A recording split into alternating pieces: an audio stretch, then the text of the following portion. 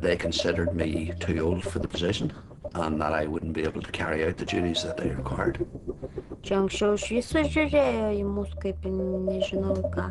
Tai dabar jau čia daugiau jau priimtina tai. Anksčiau tai aišku, kad ne.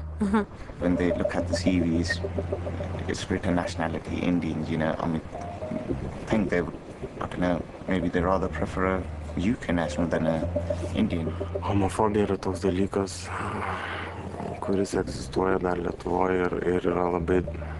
Ir aš tikrai užjaučiu tuos jaunus žmonės, kurie auga tokioje visuomenėje. I was dismissed after 2 years on the grounds of religious and or political discrimination.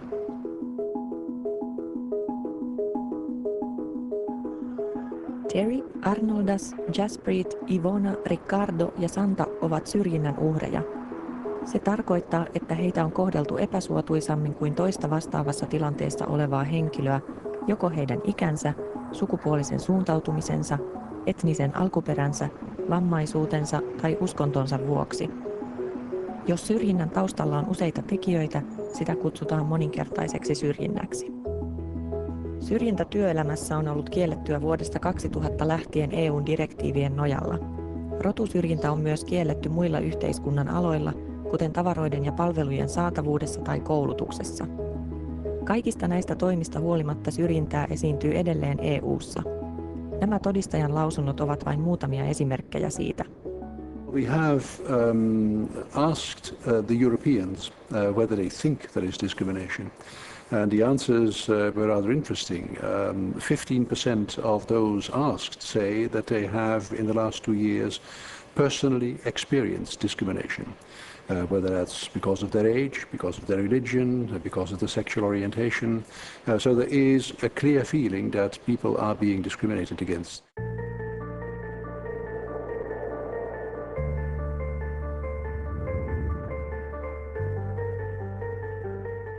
My name is Terry McCoy.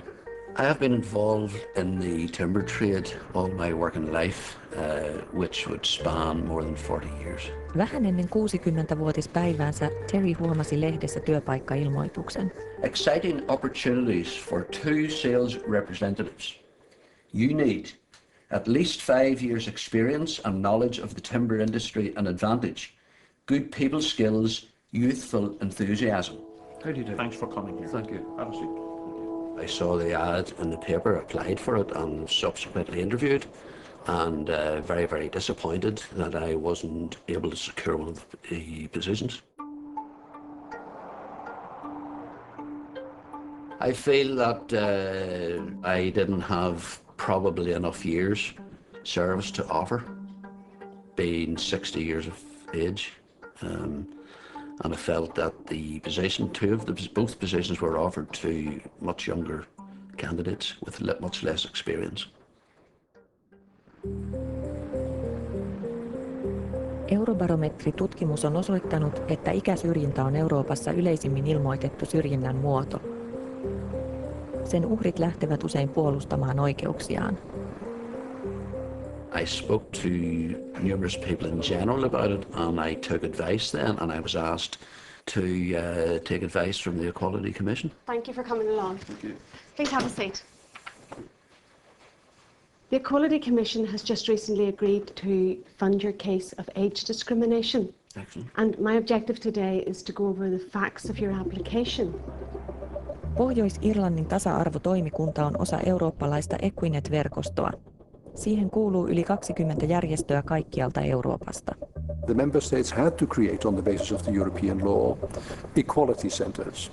These are organizations which have, first of all, the role to receive complaints and to help individuals deal with them. In some cases, they have even further competencies. They can launch court cases themselves. So the objective of this is to make sure that individual citizens have easy access in their country to an organization that has been created in order to help them.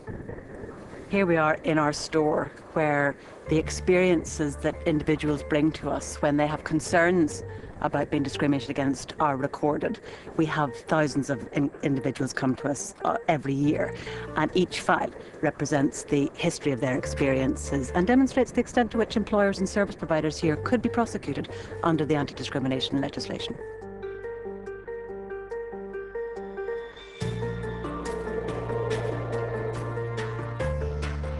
Olemme Yhdistyneessä kuningaskunnassa hieman Lontoosta pohjoiseen. Jaspreet Singhin sukujuuret ovat Intiassa. Kun hän oli saanut rakennusalan työnjohdon opintonsa päätökseen Oxfordissa, hän lähetti työpaikkahakemuksia useisiin yrityksiin. Thank you for your CV and covering letter concerning a position with our company. We do not currently have any opportunities relevant to your experience and qualifications, and regret to inform you that your application has been unsuccessful. Loads of companies, where they said to me, we have got no vacancies, and still my classmates got a job there, which is just makes you so angry. I mean, you didn't even meet me. So how can you judge me on that, Just looking at my CV, you cannot say like, okay, he's not good for the job. Vuonna 2008 tehdyn Eurobarometritutkimuksen mukaan rotusyrjintä on laajimmalle levinnyt syrjinnän muoto Euroopassa. Mutta Jaspreet on nyt löytänyt työpaikan. Oakwood Builders on puusepän työhön ja ekorakentamiseen erikoistunut PK-yritys. Tässä yrityksessä tärkein palkkauskriteeri on työn laatu. Tim Fennin yrityksen työntekijöillä on hyvin erilaisia etnisiä taustoja. Having a diverse workforce has a big advantage because we can getting all different ideas coming through, having people from different cultures, I think gives us a market edge because we think differently. It gives us an opportunity to do things differently. Kuten viimeisin Eurobarometritutkimus osoittaa, ensisijaiset valintakriteerit ovat valitettavasti työnhakijan ulkonäkö, ikä ja etninen alkuperä. Brysselissä toimiva eurooppalaisten käsityö- ja kaupanalan yritysten sekä PK-yritysten etuja edustava työnantajajärjestö kuitenkin korostaa, että PK-yritysten on monipuolistuttava. Since SMEs are very active on the local market, on the community, so they can't afford to make choice. So they're just working with all well-qualified people without regarding if they are coming from one or another country, without considering discrimination. So this is very, very important for SMEs. It is a matter of fact.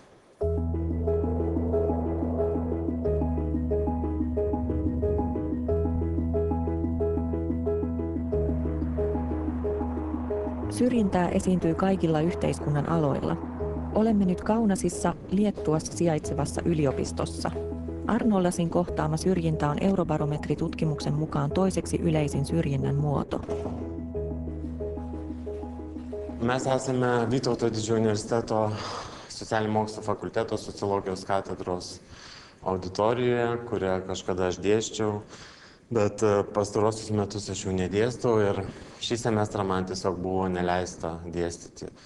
Tiesiog rektorius neleido man vesti 2 paskaitų ir aš manau, kad tai yra susijęs su mano seksualinė orientacija ir todėl, kad rektorius nenori, kad aš kalbėčiau apie gėjų teisės ir gėjų reikalus. Arnoldasin ongelmat alkoivat, kun hän kertoi opiskelijoilleen avoimesti homoseksuaalisuudestaan.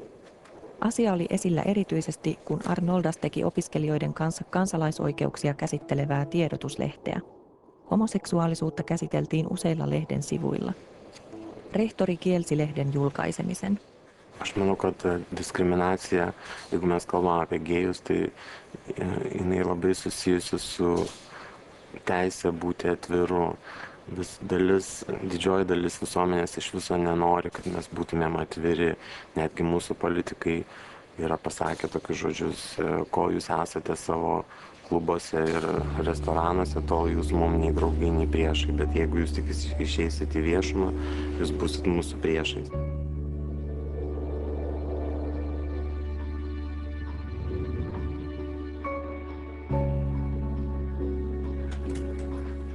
Tilanne on kuitenkin paranemassa joiltakin osin. Ivona on ollut syntymästään saakka vammainen.